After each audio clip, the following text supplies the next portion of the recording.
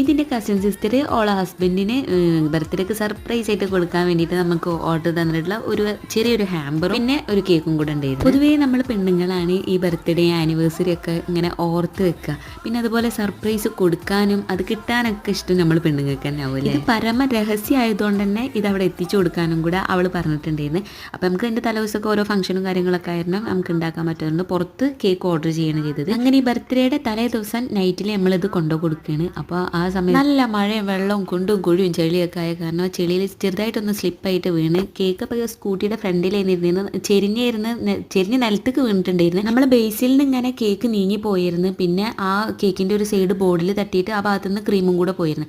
അപ്പോൾ അതൊക്കെ ഒരു വിധം അഡ്ജസ്റ്റ് ചെയ്ത് വെച്ച് കൊടുത്തിട്ട് പിന്നെ ഞാൻ വീട്ടിൽ പോകുമ്പോൾ കുറച്ച് ഫ്ലവേഴ്സും ഒരു ഹാപ്പി ബർത്ത്ഡേൻ്റെ ടോപ്പറും കൂടെ കൊണ്ടുവന്ന് അതും കൂടെ വെച്ചൊന്ന് സെറ്റാക്കി കൊടുത്ത് അങ്ങനെ ഞങ്ങളെ കൂടെ അവിടെ പിടിച്ചിരുത്തിയുള്ള സംസാരിപ്പിച്ച് 12 മണിയായപ്പോഴാണ് അവിടെ ഈ സർപ്രൈസ് ഒക്കെ കൊടുത്തത്. അപ്പോൾ ഇതുപോലെ സർപ്രൈസ് കിട്ടിയവരുണ്ടെങ്കിൽ ഒന്ന് കമൻറ്റ്